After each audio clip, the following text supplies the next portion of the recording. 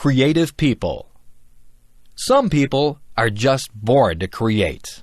That's what I think. Some people just have the need to write stories, compose beautiful music, or paint pictures. Creativity seems to be inside them, and they need to let it out. It's good that we have people like that. Composers like Mozart and Chopin have given us music that is incredibly beautiful. It's not just the classical composers who have given us great pieces of music. There are modern composers who have written great songs also.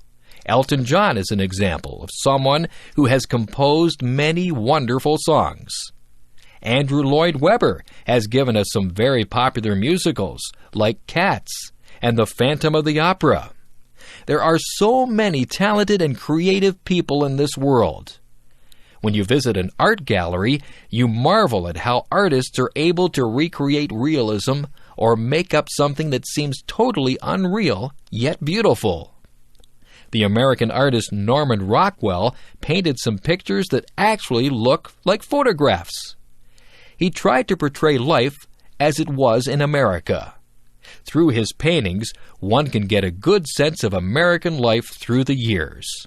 On the other hand, artists like Jackson Pollock did not portray realism. Jackson Pollock painted abstract pictures.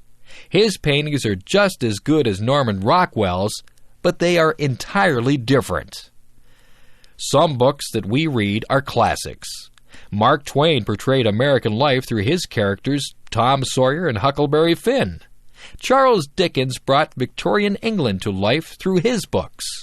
Most people are familiar with his Christmas Carol, where the mean and miserable Scrooge learns the true meaning of Christmas. People don't have to read the classics. There are modern writers who entertain readers through their stories. Stephen King has written a number of horror stories. Some of his books have even been made into movies. We are lucky to have creative people who share their gifts with us. If you are lucky enough to be creative, you should use your talents to create works of art that we can all share. Career choices. What do you want to be when you grow up? There are so many things that you can be. You might want to work in the field of law. You could be a police officer. You could be a judge or a lawyer. Maybe you'd like to work in the food industry. You could be a cook or a waitress. You might want to manage a hotel dining room. Perhaps you would want to do room service in a hotel. You could be a chef and make fancy meals for people. Maybe show business is what you'd like to be involved in. You could act in television shows or movies. You could sing or play an instrument in a band. If you like to help people, you could go into medicine. You could be a doctor or a nurse. You might be a surgeon and operate on people. There are other jobs in the field of medicine too. You could be an X-ray technician or a lab technician. It takes a lot of education to be a doctor. Maybe you would rather be a teacher. You could teach in a primary school or a high school. If you don't want to work with children, you could become a professor at a university. There are hundreds of other jobs to choose from too. You might want to fix cars or work in a store.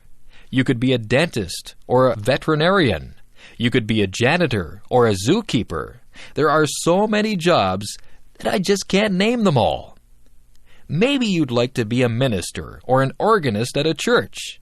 You could be a babysitter or a shop clerk. You might be interested in being an astronaut or a baker. You could work in a bank or at a shop. You could work on a construction crew and build roads and houses. Maybe you'd rather decorate the houses, so you could become an interior decorator. You could cut hair or be a driving instructor. The list is endless. There are even jobs that you may never have heard about. The choice is yours. You just choose whatever you want to be and do your best to become that. I could go on forever. You could work in a library. You could be a factory worker or a fisherman. You could make clothes or build bridges. You could wash windows or be a bricklayer. The possibilities are endless. I need glasses. I have been having trouble seeing the blackboard. Everything is blurry. I keep getting headaches. I told my mother about it, and she made an appointment with the optometrist. I went to a place where they made me read words and letters on a chart. Some of the words were big, and some were very small. I tried to read everything, but sometimes I couldn't see some of the small letters. The optometrist would cover one of my eyes while I read the chart.